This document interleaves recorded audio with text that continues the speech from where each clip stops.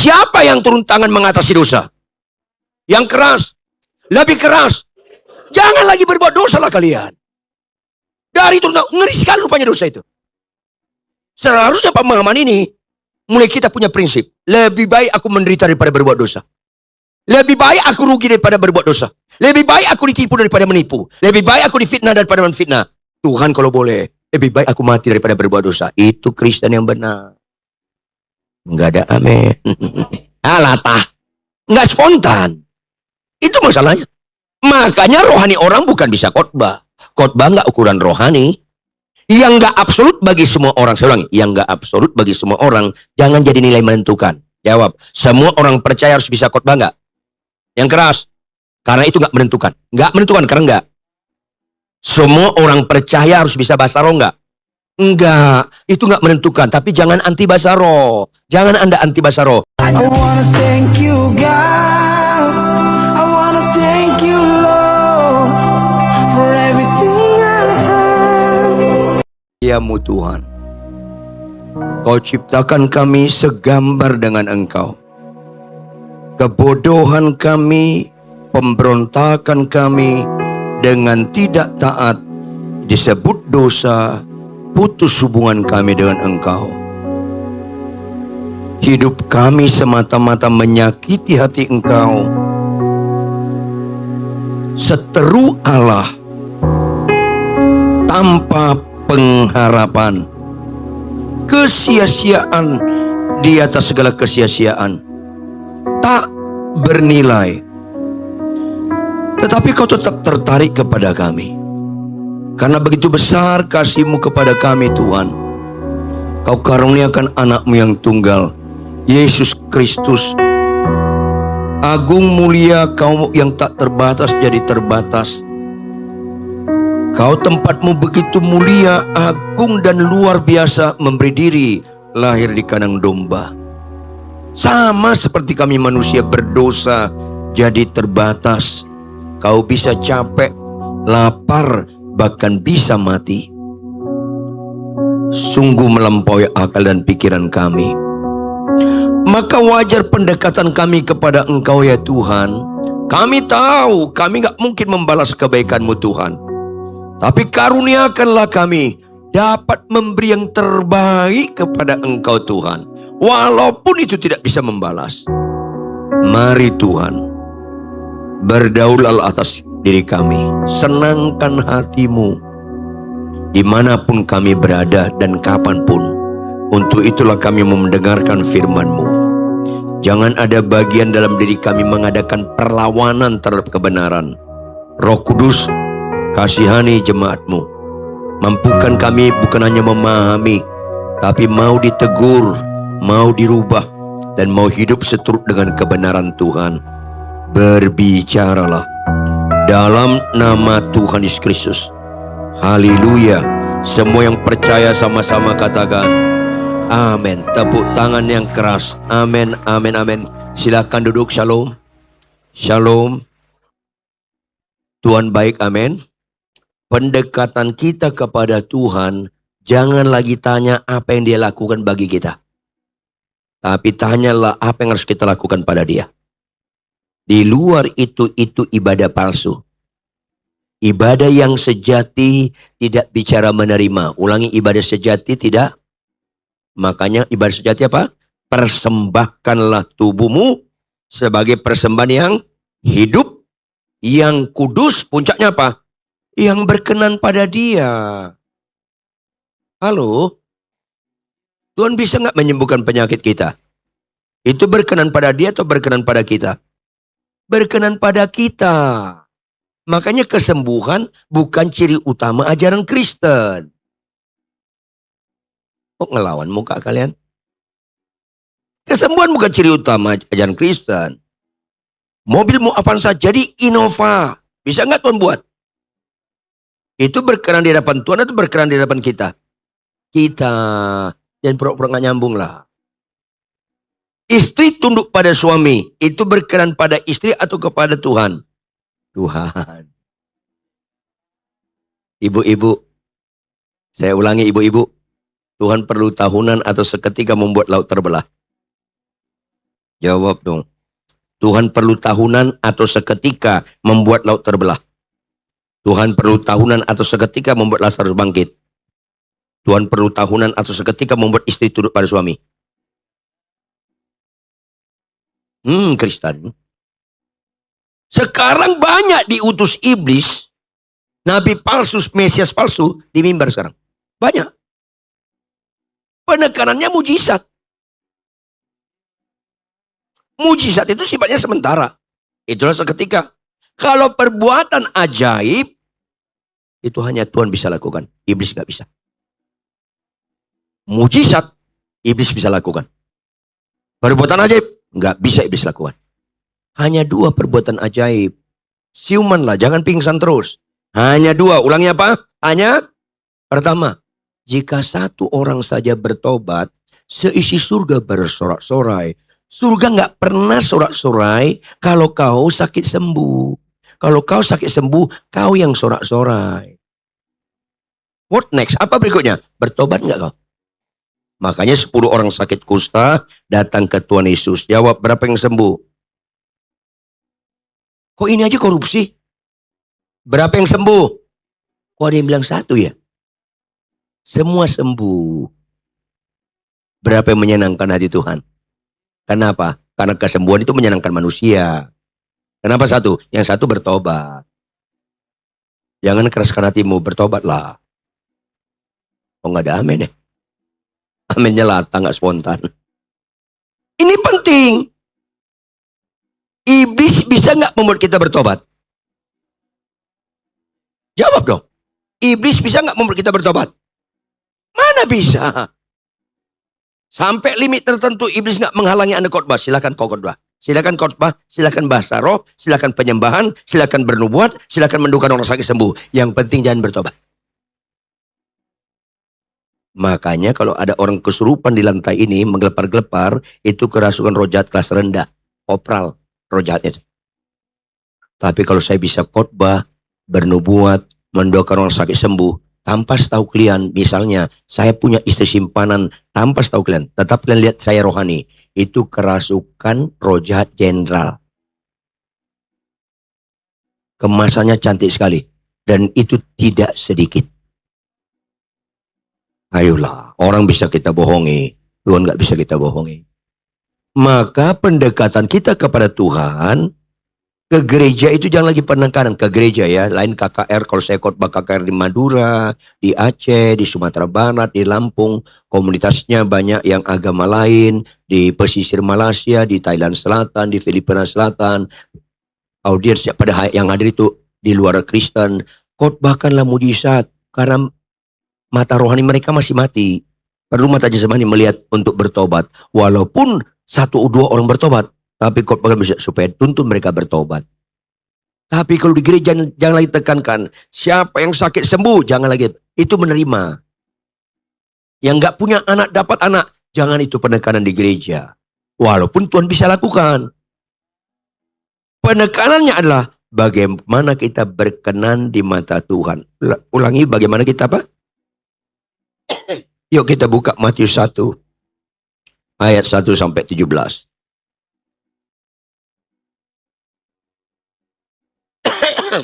Matius 1 ayat 1 sampai 17.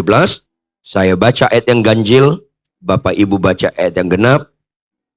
Ayat terakhir ayat 17 kita sama-sama. Silsilah Yesus Kristus. Inilah silsilah Yesus Kristus, anak Daud, anak Abraham. Lanjut.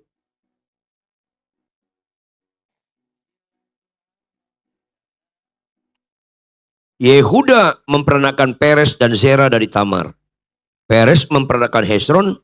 Hesron memperanakan Ram.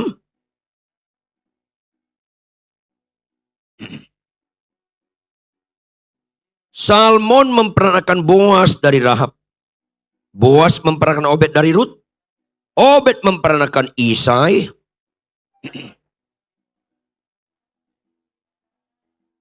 Salomo memperanakan Rehabeam. Rehabeam memperanakan Abia. Abia memperanakan Asa.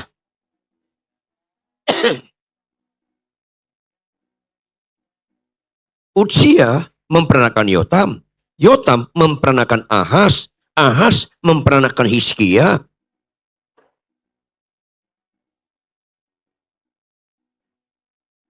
Yosia memperanakan Yekonya dan saudara-saudaranya pada waktu pembuangan ke Babel.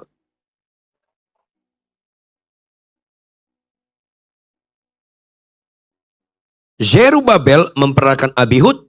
Abihud memperanakan Eliakim. Eliakim memperanakan Azor.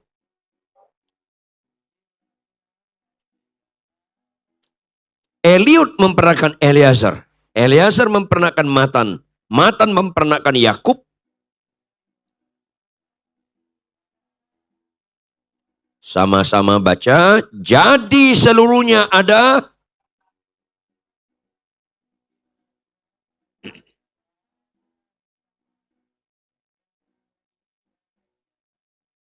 berarti dari Abraham ke Kristus ada berapa keturunan? Berapa keturunan? 42. Siapa orang Batak di sini? Angkat tangan. Marga apa? Hah? Jangan gitulah kau. Marga apa kau? Huta Barat. Kok ganteng? Aku enggak.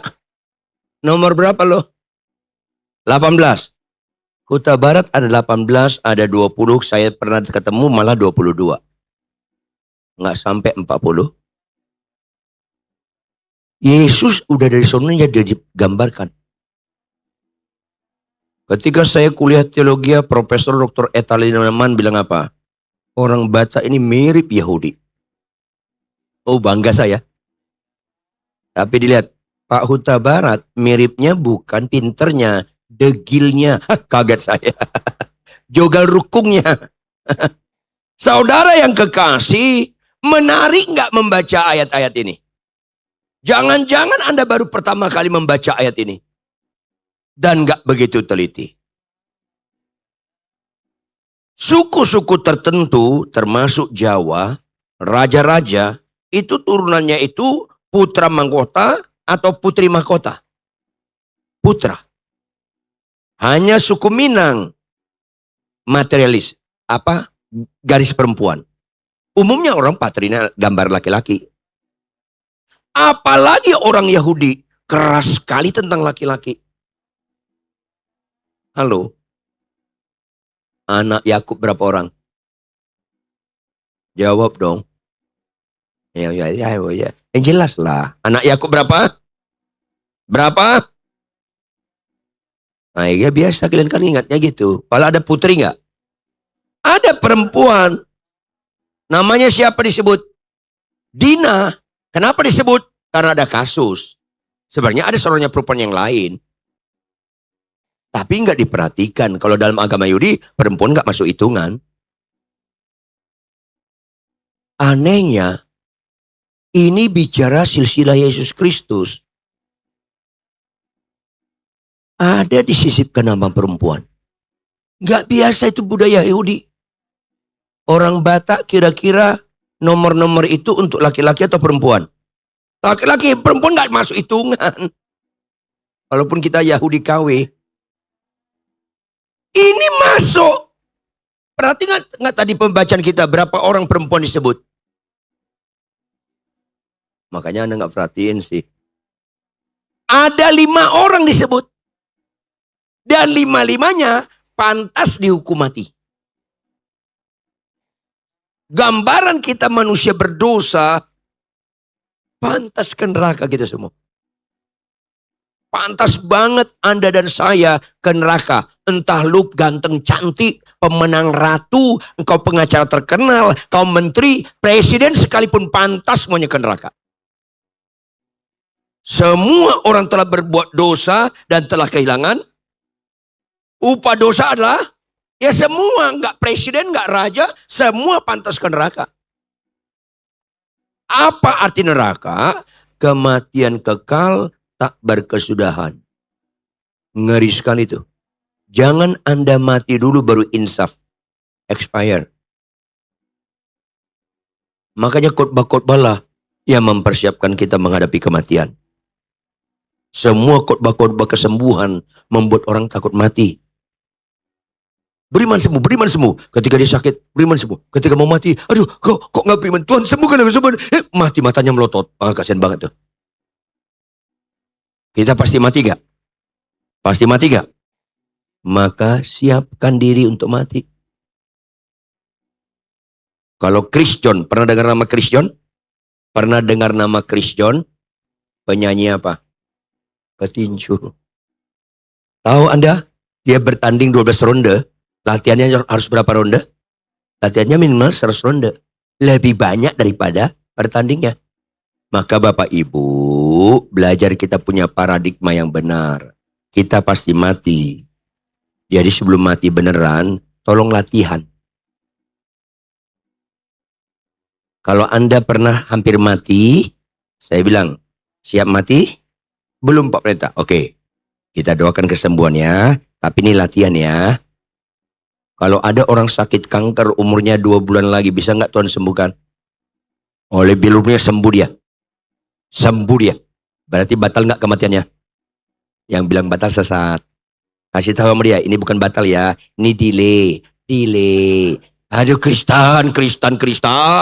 Nggak batal. Makanya ada orang bilang, puji Tuhan Pak Pendeta, 5 tahun lalu Bapak doakan saya sembuh. Puji Tuhan. Kapan periksa terakhir? 6 bulan lalu, kanker saya sudah bersih. Puji Tuhan Ibu sudah sembuh. Tapi jangan lupa Ibu ya, Ibu tetap bisa mati lagi ya. Kasih tahu. Kok ngelawan muka kalian ini? Kristen halusinasi. Makanya Bapak Ibu, kita pantas ke neraka. Maka berita yang paling indah, joy to the world. Ulangi apa berita terindah? Apa perbedaan joy dengan happy? Joy itu dari surga. Sukacita ilahi. Sangkin sukacita ilahi, kita bisa membalas kejahatan dengan kebaikan. Sangkin sukacita ilahi, kita dapat mengampuni orang lain. Sangkin sukacita ilahi, berulang-ulang ipar Anda menyakiti Anda, tetap dia mengasihi dia. Kemampuan dia menyakiti kita, gak bisa mengendalikan kita. Berdaulat atas, Tuhan berdaulat sehingga kita kasih dia. Itu Kristen. Sakitmu sembuh atau nggak sembuh nggak penting. Itu Kristen. Joy. Kalau happy itu sukacita dari samping, dari dunia. Makanya joy itu lagu terbaik di dunia. Dimulai dengan do tinggi gambaran surga ke do rendah. Do si la sol fa mi. Tahu kok lo. Turun. Ketika dunia mengalami joy, dunia dia angkat ke do tinggi. Doa Bapa kami, jalan kepada kami di bumi seperti sola, la, si. Yes. Bagus sekali itu. Baik, berikutnya lincah. Tam taram, tam taram, tam taram, tam taram. Tadadat, tadadat, tadadam, tadadat, tadadat, tadadam, tadadam, tam, tam, tam, tam, tam, tam, tam. Bagus sekali gitu. Tapi lagu Natal kalau nggak dikaitkan dengan pertobatan, kita tetap hina. Jangan lagu Natal disambut sekedar pohon Natal, ombang loyang, kacang tojin. Tahu kacang tojin nggak? Nggak ada hubungan dengan jin, nggak ada hubungannya. Kacang tojin. Hanya sekedar itu. Saya dulu sekolah minggu di Jakarta ini, ketika selesai ibadah Natal sekolah minggu ayat hafalan, guru sekolah minggu apa? Nanti pulang ada 2 pintu kiri kanan, sebelah kiri, sebelah kanan juga 2 pintu, belakang dibagi. Pulang sana, nanti guru sekolah minggu akan ada di sana. Nanti kalian dikasih kue. Wah, saya senang sekali itu. KGB, tahu KGB? Bukan spionase Rusia. Apa KGB? Kongguan biskuit. Wah, itu dulu import loh itu. Waduh, wafernya itu enak sekali. Tahu enggak? Saya keluar dari pintu ini, dapat saya. Mama saya ditunggu luar. Saya kasih pegang, saya masuk lagi dari pintu lain. Jangan-jangan pengalaman kau pribadi juga. Makin banyak jarahan, makin joy. Ngawur kan? Saya dapat 8 loh. Tahu dapat 8? Mama saya bilang apa? Hebat kali kau, hebat. Dari kecil dia diajar egosentris merampok. Tanpa sadar loh. Hebat kau. Ya konsekuensinya ada yang gak dapat. Di luar ada yang nangis. Ma, aku gak dapat. Apakah saya bagi? Enggak. Nah, aku 8 kok gak dapat. Makin ku ejek. Ditambah Mama Sali. Mama saya bilang, kok bodoh banget anak kau itu? Bodoh. Rusak tentang joy. Makanya lagu itu hanya sampai bulan Desember. Belum habis minggu kedua Januari lagunya sudah ganti kan? Apa lagunya? Aku masih. Udah tahu saya. Nggak ada perubahan. Tahun 2024 merayakan Natal, malas baca Alkitab. 2025 malas juga baca Alkitab. Karena orang-orang Kristen seperti ini rusak. 2026 mau kalian malas lagi baca Alkitab. Tahun 2024 istri marah kalian bentak, suami marah kalian lawan. 2025 gitu juga. 2025 mau lanjut silakan lagi. Itu kan lempar kotoran ke palungan. Makanya kita seringkali bobot Natal itu bukan joy tapi happy. Kan Natal sekarang banyak dari mall-mall, banyak berita Natal nggak di mall? Banyak kan? Hiasan Natal banyak nggak? Banyak kan? Apa beritanya? Sale up 70%. Gak usah pura-pura nggak nyambung kalian. Sale up 70%. Nggak tahu si Sale ini marga apa nih? Nggak tahu saya. Kristen. Norak. Akhirnya berita sukacitanya dari samping, bukan dari atas. Apa itu? Mimi, ayo makan mie. Udah. Nggak semua lagu Natal lagu rohani loh. Kalau kalian ngerti. Frosty Snowman itu bukan lagu rohani. Itu lagu permainan di daerah barat waktu masa-masa salju. Makanya snowman. Di Indonesia mana ada snowman? Orang-orangan sawah yang ada. Apalagi lagu Natal orang kira rohani. Enggak. Apa itu? I have a blue Christmas without you. Iya. Sedih Natalnya karena gak ada pacarnya. Gak ada Tuhan kok sedih. Nah ini banyak. Jadi hati-hati. Bahkan banyak lagu rohani. Bukan rohani.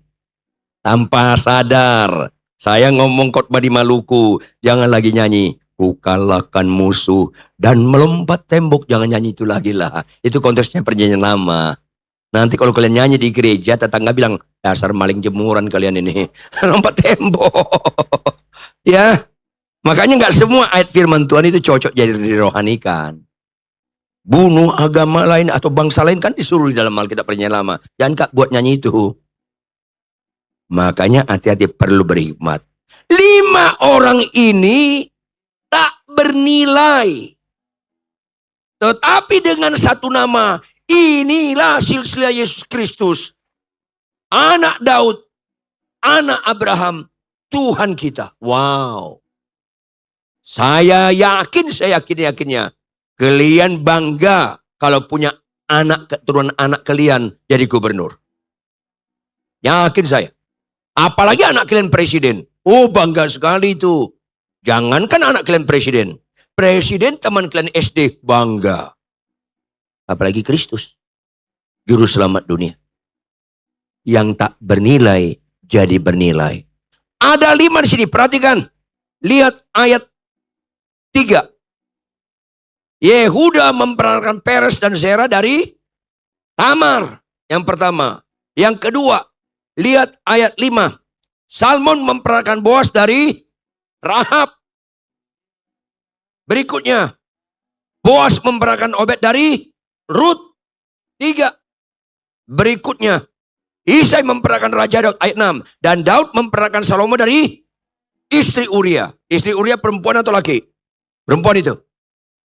Dan yang terakhir ayat 16. Yakub memperankan Yusuf suami Maria. 5 ini. Apakah ada ayat firman ditulis kebetulan? Ada enggak? Enggak. Adakah firman Tuhan ditulis enggak sengaja? Kapan-kapan kalian waktu nanti mati ke surga, wawancari si Matius. Mat. Kenapa nama Sarah enggak kau tulis? Istri Abraham. Kenapa Sarah enggak kau? Kenapa Esther enggak ditulis? Kenapa nama-nama yang pantas dihukum mati ditulis? Itulah gambaran kita berdosa, pantas ke neraka. Ingat baik-baik, serius tidak serius satu masalah, lihat dari akibatnya dan lihat daripada siapa yang turun tangan mengatasi masalah, supaya kita merayakan Natal dengan benar menurut pikiran Kristus. Kenapa orang bilang lebih serius kanker daripada bisul? Karena akibatnya, kanker bisa mati, bisul kagak. Ketangkap? Kenapa orang bilang lebih serius kanker daripada bisul? Lihat siapa yang turun tangan. Kanker minimal 2 dokter spesialis. Minimal 2 dokter spesialis. Kalau bisul, saya arahkan Anda. Gak usah ke dokter. Tantangin tuh bisul. Nanti dia kemerah-merahan. Mulai bengkak, ke biru-biruan. Ada matanya.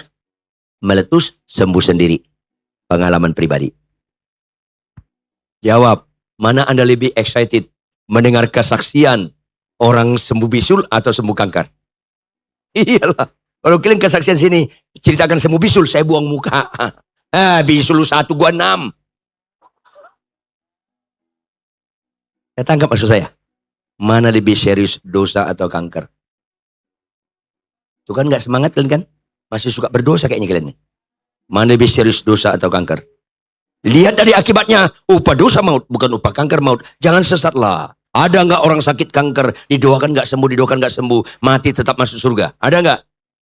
Ada nggak? Ada. Kalau nggak percaya kalian matilah nanti malam, intiplah di sana. Ada. Ada orang sakit kanker, didoakan nggak sembuh, tetap masuk surga. Karena dia bertobat. Sembuh nggak jaminan masuk surga. 10 orang sakit kusta, semuanya sembuh. 9 masuk neraka. Mau saya ulangi. Kalau nggak percaya kalian mati nanti malam, intiplah. 9 ke neraka. Makanya ada orang sakit, didoakan nggak sembuh, mati tetap masuk surga. Sebaliknya ada orang sakit, didoakan oleh kuasa Kristus sembuh, mati tetap masuk neraka.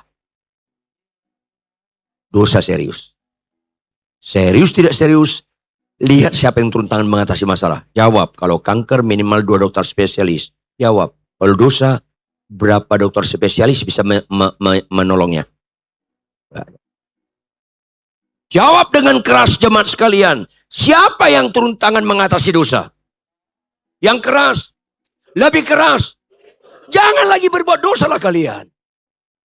Dari turun tangan. Ngeri sekali rupanya dosa itu. Seharusnya pemahaman ini. Mulai kita punya prinsip. Lebih baik aku menderita daripada berbuat dosa. Lebih baik aku rugi daripada berbuat dosa. Lebih baik aku ditipu daripada menipu. Lebih baik aku difitnah daripada menfitnah. Tuhan kalau boleh. Lebih baik aku mati daripada berbuat dosa. Itu Kristen yang benar. Enggak ada amin. Alatah. Enggak spontan. Itu masalahnya. Makanya rohani orang bukan bisa khotbah. Khotbah enggak ukuran rohani. Yang enggak absolut bagi semua orang. Saya ulangi. Yang enggak absolut bagi semua orang. Jangan jadi nilai menentukan. Jawab. Semua orang percaya harus bisa khotbah enggak? Yang keras. Karena itu enggak menentukan. Enggak menentukan karena enggak. Semua orang percaya harus bisa bahasa roh enggak? Enggak, itu enggak menentukan. Tapi jangan anti bahasa roh. Jangan Anda anti bahasa roh. Karena Alkitab mencatat ada bahasa roh. Tapi itu tidak menentukan Anda rohani atau enggak rohani. Semua orang percaya harus jadi gembala jemaat enggak? Itu enggak menentukan Anda rohani atau enggak rohani. Semua orang percaya harus meninggalkan dosa enggak? Karena itu menentukan. Sampai mati kalian enggak bisa khotbah, enggak ada masalah. Jangan merasa kalian diintervensi tentang nilai. Kalian nggak bisa khotbah rasanya nggak dipakai Tuhan. Salah. Kalian nggak dipakai Tuhan kalau kalian nggak pelaku firman. Pelaku firman yang ukuran dipakai atau tidak. Kalau saya khotbah gemetar-gemetar. Saudara percaya Yesus itu baik. Luar biasa gemetar-gemetar saya khotbah. Saya pulang istri saya gemetar sama saya. Mana pernah saya melayani Tuhan? Ayolah. Ini penting sekali. Makanya serius tidak serius masalah di gedung ini. Siapa yang turun tangan? Kalau ada masalah di gedung ini, turun tangan Kapolsek, kita tahu bobotnya. Kemungkinan ada di parkiran dicuri mobil, supirnya ditusuk. Kapolsek itu. Kalau ada masalah di gedung ini, turun tangan Kapolda, berarti serius nggak? Kira-kira kalau ada hilang mobil, Kapolda turun tangan nggak? Ya enggak lah, kecuali mobil istrinya yang hilang. Nah, saya kasih gitu, nanti ada komplain sama saya. Itu tuh, ya mobil istrinya yang hilang. Kebayang nggak Anda kalau ada kejadian di gedung ini, turun tangan Kapolri, plus ditambah dengan Panglima ABRI, ditambah Prabowo nongol televisi. Serius banget nggak itu? Serius banget nggak? Yang nggak sepakat pulang kau. Serius sekali. Apalagi Tuhan turun tangan. Jangan ulangi lagi berbuat dosa lah. Yang berzina jangan lagi berzina. Yang buka situs porno stop lah, jangan ulangi. Yang ngelawan orang tua jangan kau ulangi melawan orang tua, apapun alasanmu. Yang sulit mengampuni, mengampunilah. Ayolah, hai istri, jangan lawan suami. Hai suami, sabarlah terhadap istri. Maka orang mereka Natal, joy-nya itu pelaku firman goalnya. Setelah bertobat, Tuhan bilang apa? Orang yang berbahagia adalah orang yang mendengarkan firman Tuhan serta nggak ada firman Tuhan berkata orang yang berbahagia menang dalam pemilihan presiden. Kagak, itu happy. Ubah konsep nilai kita. Karena mayoritas banyak orang Kristen masih punya konsep nilai dunia. Ini masalah. Tuhan membelah laut itu seketika. Ibu-ibu lihat saya. Hai istri, tunduklah pada suami. Istri tunduk pada suami, proses seketika atau tahunan. Seketika atau tahunan. Jauh lebih gampang Tuhan membelah Selat Malaka dari membuat orang istri tunduk pada. Lebih gampang membelah Selat Malaka. Maka kalau kalian lebih kagum melihat mayat bangkit daripada istri tunduk pada suami, mental dukun kalian belum tuntas. Sesat Kristen kok suka yang mujizat-mujizat tapi pelaku firman kagak. Bapak-bapak, mana bapak-bapak lebih menikmati teguran istri atau pujian suami istri orang? Salah satu orang bodoh di mata Tuhan, seorang suami menikmati pujian istri orang. Marah ditegur istri sendiri. Itulah bodoh. Yang bodoh lihat saya. Nggak usah 2 puasa sakit sembuh. 2 puasa lah supaya kita siap menerima teguran istri. Nggak ada amin kalau khotbah begini. Yang ada melotot. Kenapa diundang pengkhotbah begini ya? Yang nggak usah undang. Makanya konsep nilai kita rusak. Orang Kristen lebih sedih anaknya sakit kanker daripada anaknya malas baca Alkitab. Kan rusak Kristen ini. Orang tua Kristen rasanya lebih berprestasi. Anaknya jadi direktur utama daripada anaknya sopan. Kan rusak. Ayolah. Jangan serupa dengan dunia ini. Makanya Tuhan mengendaki itu. Anda tahu Tamar? Yehuda ayat 3. Yehuda memperanakan Peres dan Zerah dari Tamar. Tamar ini menantunya si Yehuda. Menikah dengan anak yang paling gede, si namanya, meninggal anak yang pertama. Biasa dalam agama Yahudi turun ranjang, adiknya harus ambil istri abangnya. Membangkitkan keturunan abangnya supaya abangnya si ini punya keturunan. Si Onan. Onan jahat di mata Tuhan. Setiap berhubungan sama Tamar, dibuang maninya. Itulah onani. Maka mati lagi 2 anaknya. Tinggal si Sela. Masih SMA. Dia akal-akalin Tamar. Dia akalin Yehuda. Tamar, si Sela masih SMA. Tunggu dia nanti selesai kuliah lah kau menikah. Oh gitu ya Pak? Iya. Pulang lu kau kampung kau ke Cimahi. Pulang dia. Nggak dikasih. Udah gede, udah kerja. Si Sela nggak dikasih. Satu kali si Yehuda memotong gunting bulu domba di daerah Sukabumi.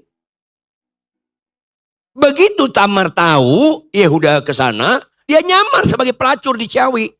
Di perapatan Ciawi, dia pakaian dinas pelacur, bertelekung. Si Tamar beberapa tahun yang lampau, si Yehuda beberapa tahun yang lampau, istrinya meninggal. Dia dugem. Duda gemerlap. Karena dia nggak berhubungan sama istri, begitu lewat, dilihatnya ada pelacur. Dia nggak tahu itu menantunya. Singkat cerita berhubungan. Lupa Yehuda bawa duit. Anak buahnya suruh jalan duluan ke Sukabumi. Waduh gimana?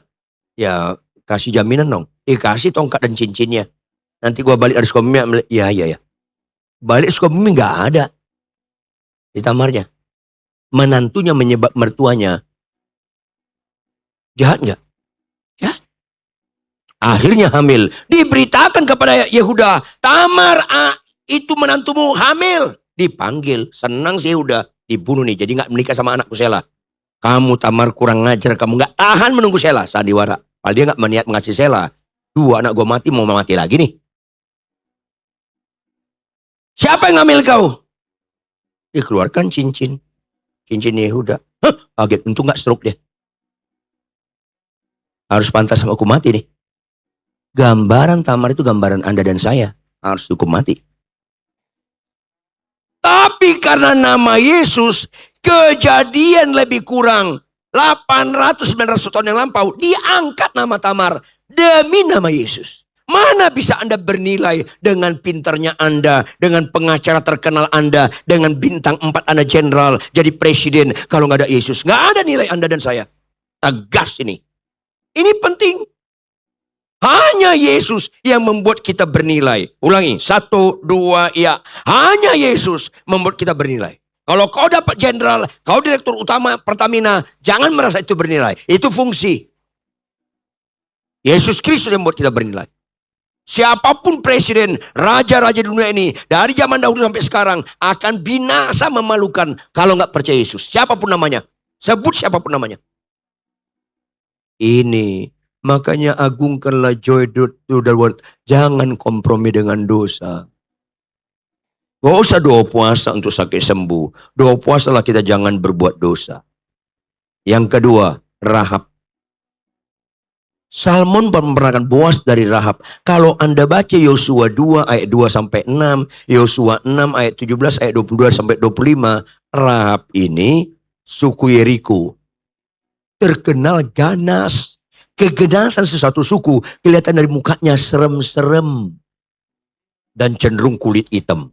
Orang Yahudi nggak boleh menikah dengan suku lain, apalagi suku Yeriko. Ada orang Tionghoa nggak sini? Orang Tionghoa angkat tangan dong. Yang Tionghoa tinggi-tinggi lah.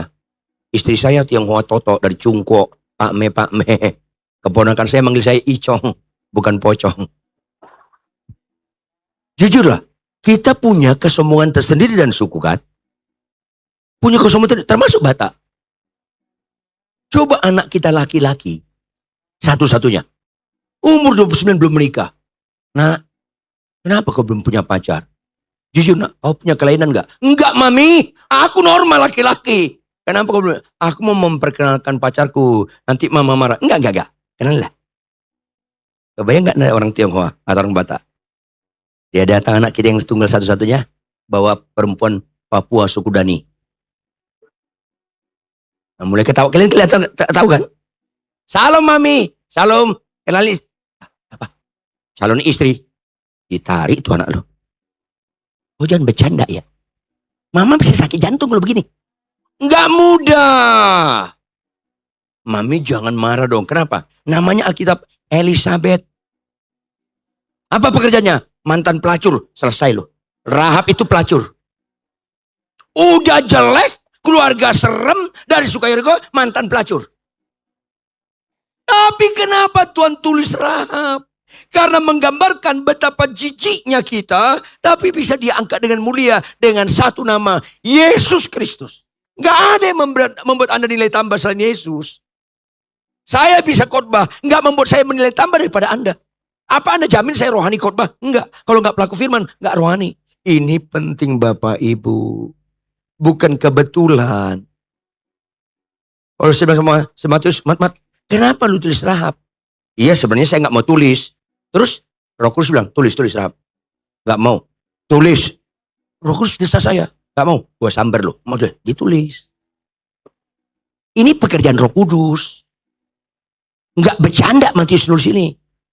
Gak kurang kerjaan. Supaya Anda masa kini tahu betapa rusaknya hidup kita. Dan solusinya hanya Tuhan Yesus. Hanya satu nama. Pendidikanmu, gelar-gelar S2, S3mu gak memberikan nilai. Jangan sombong. Ada gak S3 masuk neraka? Ada. Ada gak pendeta masuk neraka? Ada gak doktor teologi masuk neraka? Karena itu tidak menentukan. Yesus yang menentukan. Sekali Yesus ayolah Bapak Ibu. Gak berbobot Anda menyanyikan itu kalau Anda gak punya statement hidup. Capek gak capek, ngantuk gak ngantuk, sehat kurang sehat, konflik gak konflik dalam rumah tangga ini. Kita tetap bangun pagi baca Alkitab. Itu statement hidup yang berbobot. Berkata sekali Yesus selamanya Yesus. Kalau enggak itu hanya sekedar lip service. Ritual tanpa spiritual. Kalau istrimu, kalian menikah 25 tahun, 30 tahun, tetap istrimu pemarah. Tetap dia, Tuhan. Sekali Yesus tetap Yesus. Aku cocok sama orang ini. Tolong istriku ini satu-satu di dunia, lestarikan Tuhan. Gitu. Gak usah ketawa, kalian bertobat aja. Emang kalian kira khotbah itu bukan rohani? Enggak. Kalau saya kasar sama istri, benci sampai mana pernah rohani? Ada pendeta terkenal, jemaatnya puluhan ribu. Bahasa roh, mujizat, penyembahan keren. Punya istri simpanan. Tidak salah kau. Lembaga pertama Tuhan ciptakan di bumi bukan DPR MPR. Lembaga pertama Tuhan ciptakan di bumi bukan KPK. Tapi perkawinan. Siapa yang mempermainkan perkawinan, binasalah kau. Catat Bebe. Makanya bersyukurlah kau tadi niat nggak ke gereja jadi ke gereja. Karena dikejar Tuhan kau itu. Kok ketahui kalian mengandung kepedihan? Berikutnya, Rut. Ayat 5. Salmon memperanakan Boaz dan Rahab. Boaz memperanakan Obed dari Rut. Rut ini bangsa lain.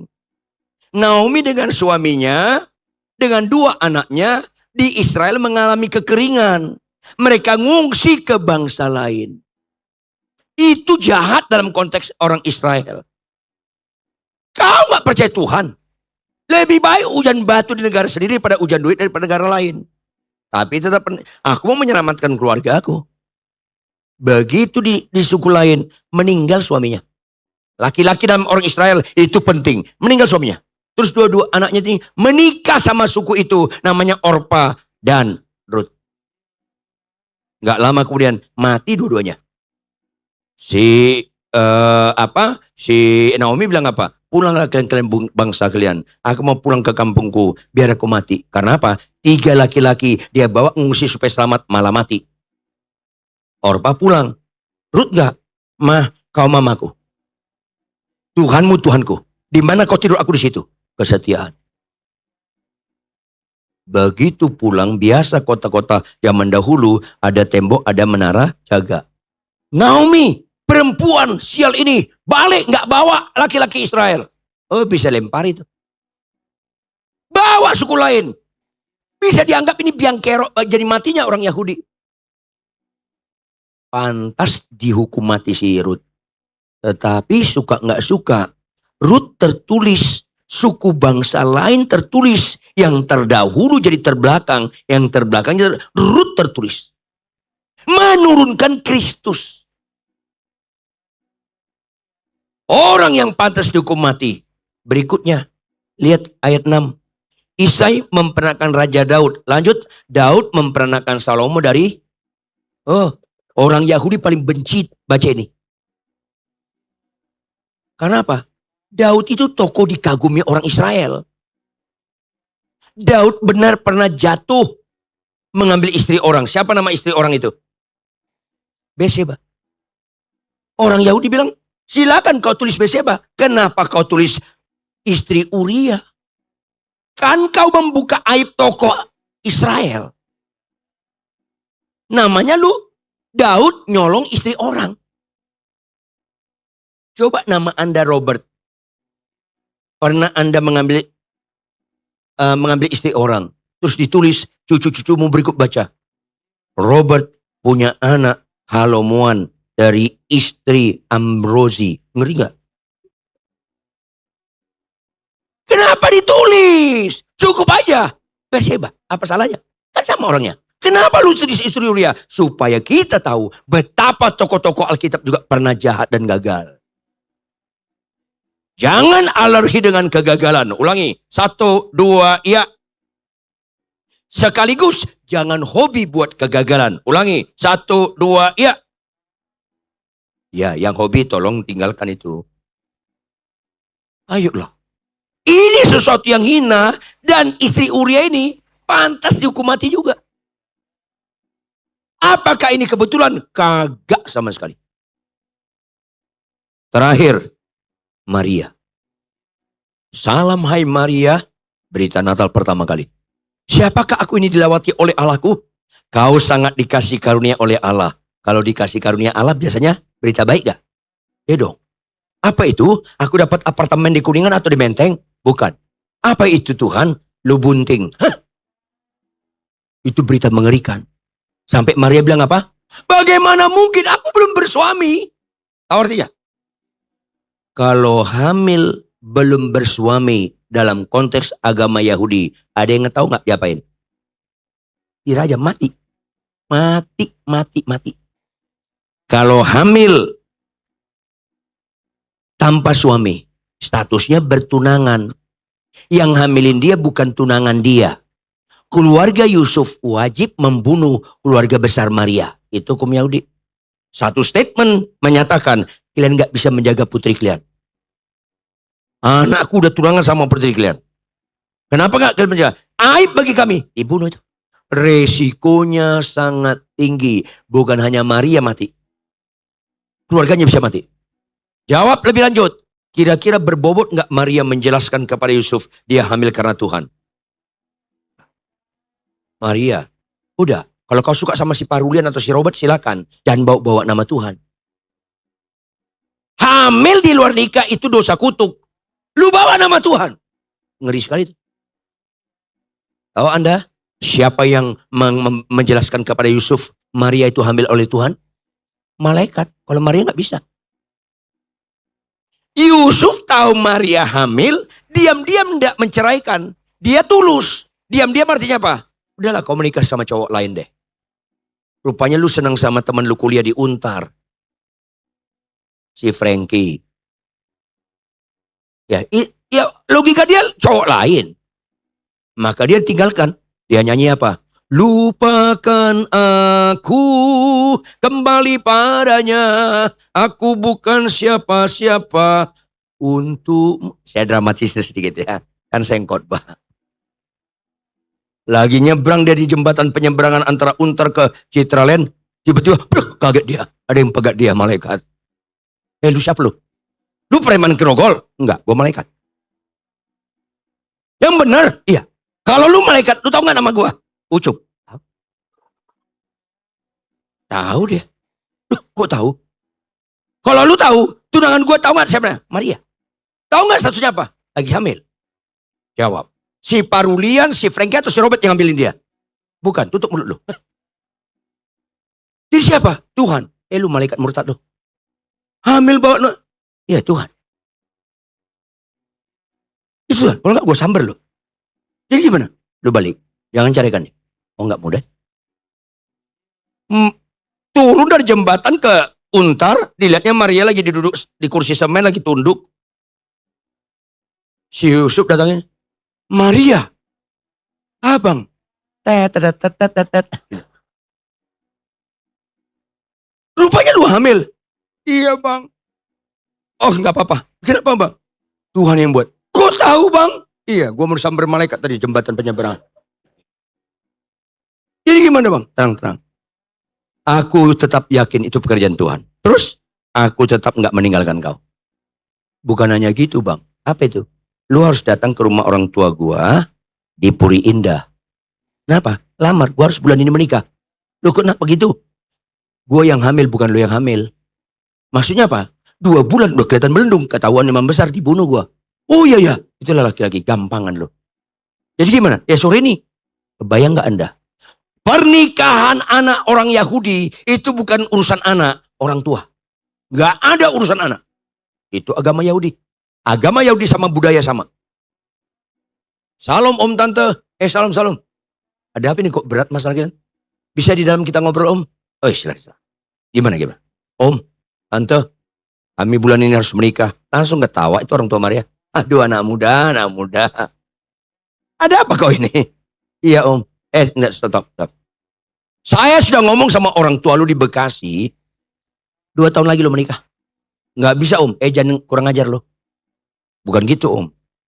Maria hamil. Masih bersyukur nggak pingsan bapaknya Maria. Karena hamil anak borunya, anak putrinya.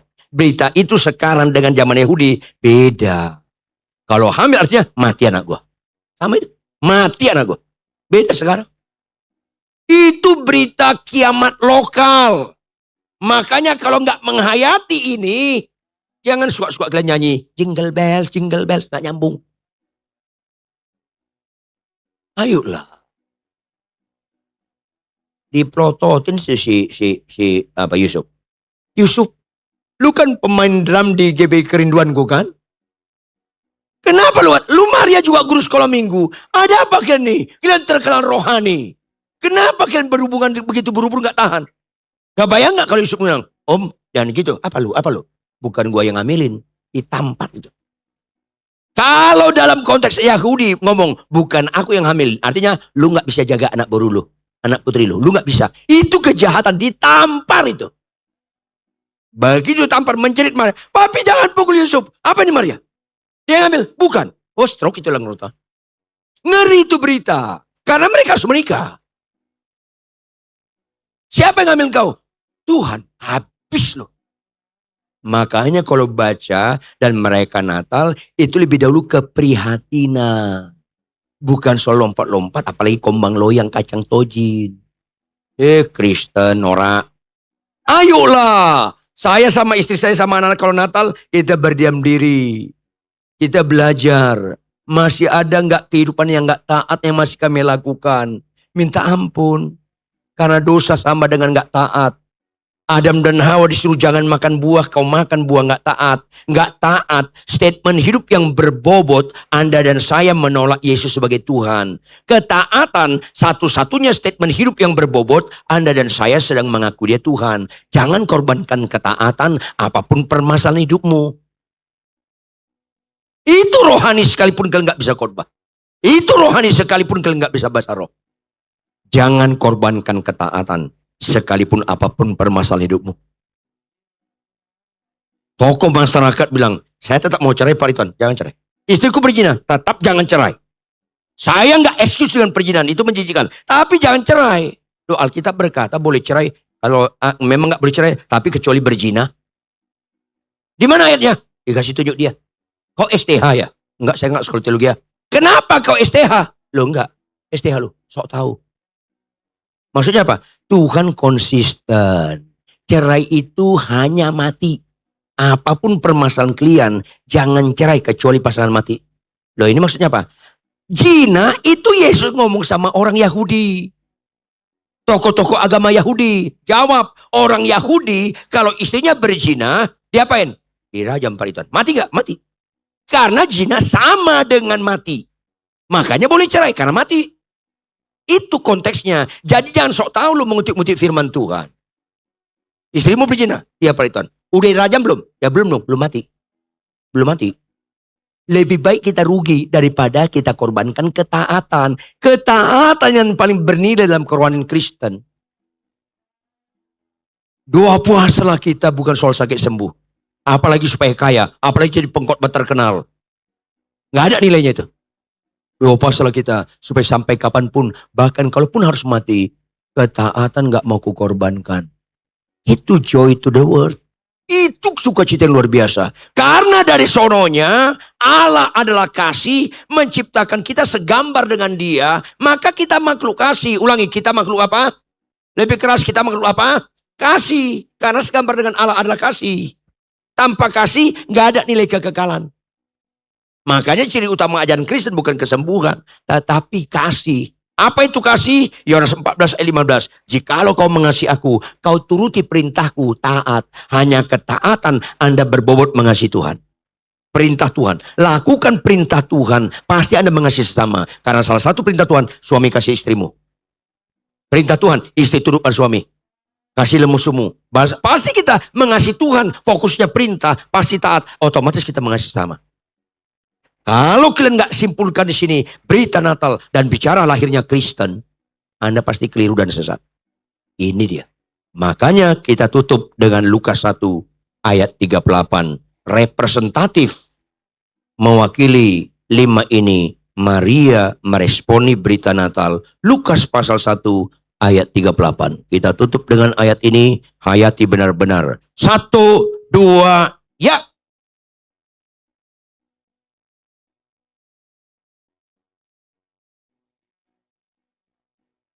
Yes. Walaupun resikonya sangat tinggi untuk mentaatinya, akhirnya Maria memberi diri. Sesungguhnya aku adalah hamba Tuhan. Kalimat ini harus kita ucapkan dengan sungguh-sungguh dari hati kita. Karena orang percaya adalah hamba Tuhan. Bukan hanya pendeta, Ubah stigma Anda tentang hamba Tuhan. Bukan hanya pendeta hamba Tuhan. Setiap orang percaya adalah hamba Tuhan. Ulangi. 1, 2, ya. Karena perbedaan signifikan Kristen dengan kepercayaan lain. Kristen agama penebusan. Ulangi, Kristen agama apa? Konsekuensi kau ditebus, kau dibeli. Zaman Yesus membeli itu, orang itu pasti jadi dulos. Dia kyrios. Orang itu pasti budak. Dia Tuhan. Maka kekristenan yang benar bukan harus bisa khotbah, bukan harus bisa bahasa roh, bukan harus sakit sembuh. Kekristenan yang benar harus taat sampai mati. Itu Kristen. Makanya mulai latihan yang kecil-kecil. Karena ketaatan itu nggak bisa instan. Laut terbelah, Lazarus bangkit bisa instan. Makanya itu sifatnya sementara. Setelah orang Israel lewat, lautnya gabung lagi. Lazarus mati lagi. Tetapi kalau kita bicara ketaatan, itu proses. Bisa gagal, ulangi. Bisa gagal, ulangi. Pokoknya ini doa saya. Tuhan, sekalipun istriku cerewet sampai mati, aku tetap mengasihi dia. Apapun masalahnya. Itu Kristen yang benar. Sebaliknya istri, sekalipun suamiku sengak lagunya, aku tetap tunduk pada dia. Bicara ketaatan. Ya, jarang kan nyambut amin, jarang. Amin. Udah gak rela tuh. Sekalipun aku capek, ngantuk, konflik dalam rumah tangga, tetap aku pelan-pelan ngajak istri saya, mama, ayo kita baca Alkitab tiap hari. Itu Kristen. Jangan bicara Kristen kalau kalian malas baca Alkitab. Kalian lagi menipu diri sendiri. Jangan bicara Kristen soal sakit sembuh. Kalau enggak ketaatan, enggak ada ngerti Kristen. Itu Filipi 2 ayat 5-8. Hendaklah dalam kehidupanmu bersama suami istri, orang tua dan anak, mertua sama menantu, siapapun dengan ipar dan sebagainya, memiliki pikiran dan perasaan dalam Kristus Yesus. Ayat 6 tentang sangkal diri, ayat 7 militan sangkal diri, ayat 8 pikul salib, yaitu taat sampai mati. Bangkit berdiri, tepuk tangan yang keras buat Tuhan. Saya ajak kita saat teduh sejenak. Bapak Ibu, kalau ada kita ditegur secara langsung atau tidak langsung berkenaan dengan ketidaktaatan, minta ampun, dan minta ampun. Bapak Ibu, rayakanlah Natal dengan tingkat kesadaran yang tinggi. Sesungguhnya aku ini adalah hamba Tuhan. Maka jadilah kepadaku menurut perintahmu Tuhan. Kau katakan kepada saya sebagai suami, kasihlah istrimu. Saya mau menuruti perintahmu. Saya mengasihi istriku. Sekalipun walaupun apapun yang terjadi. Kalau kau katakan kepada istri, tunduklah pada suami. Tuhan, saya mau. Sesungguhnya aku hamba Tuhan. Aku mau taat. Anak-anak, hormati orang tuamu. Apapun perintah Tuhan, taat. Ketaatan adalah respon kita atas Natal, respon kita atas Jumat Agung, respon kita atas Paskah. Maka tidak ada kerohanian yang terbaik di mata Tuhan selain ketaatan. Maka ketika kita bertobat, arti bertobat, aku tidak mau lagi melakukan dosa-dosa. Arti bertobat, aku tidak mau lagi berpihak kepada ketidaktaatan. Tinggalkan ketidaktaatanmu Bapak Ibu Saudara sekalian. Yang setuju katakan amin. Dan jadilah pelaku-pelaku firman seumur hidup Anda. Kalau gagal ulangi. Sampai jadi pelaku firman itu bobotnya bahagia. Karena Tuhan berkata orang yang berbahagia adalah orang yang mendengarkan firman Tuhan, merenungkannya dan melakukannya. Yang setuju katakan amin. Yang sungguh-sungguh setuju, angkat tangan kananmu tinggi-tinggi. Jangan ikut-ikutan, karena tidak ada dampak kalau ikut-ikutan. Tetapi kalau kau benar-benar mengerti kebenaran firman hari ini, angkat tangan kananmu tinggi-tinggi. Ambil keputusan. Mari kita berdoa. Bapa kami di surga, kembali kami tidak habis-habisnya bersyukur. Kau lawati kami dengan kebenaran firman Tuhan yang murni, supaya kami tidak keliru memaknai Natal, memaknai Jumat Agung, memaknai Paskah, kematian dan kuasa kebangkitan-Mu. Supaya kami harus ngerti, kami adalah umat pilihan Allah, imamat yang rajani, kepunyaan Allah sendiri, untuk taat melakukan kehendak Tuhan. Oleh karena itu Tuhan, jika ada dosa dan kejahatan kami, secara langsung ataupun tidak langsung, Kau tegur, ampuni, ampuni, ampuni kami. Tolong Roh Kudus, Roh Penolong, follow up setiap kami, tidak lagi mengulangi dosa-dosa kami, tidak lagi mengulangi ketidaktaatan kami. Sebaliknya follow up lah kami tegas untuk jadi pelaku firman Tuhan. Sekalipun itu nggak cocok dengan perasaan kami, sekalipun itu nggak cocok dengan hitungan-hitungan kami, sekalipun itu bertentangan dengan keinginan kami, bahkan sekalipun kami mati. Itulah yang dicontohkan Kristus di kayu salib. Itu dilanjutkan oleh Stefanus, Petrus, Paulus, dan semua pengikut-pengikut Tuhan yang terdahulu. Karuniakanlah jemaat kerinduanku di tempat ini, taat sampai mati. Dalam nama Yesus Kristus. Haleluya. Semua yang percaya bersama-sama katakan, I wanna thank you, God.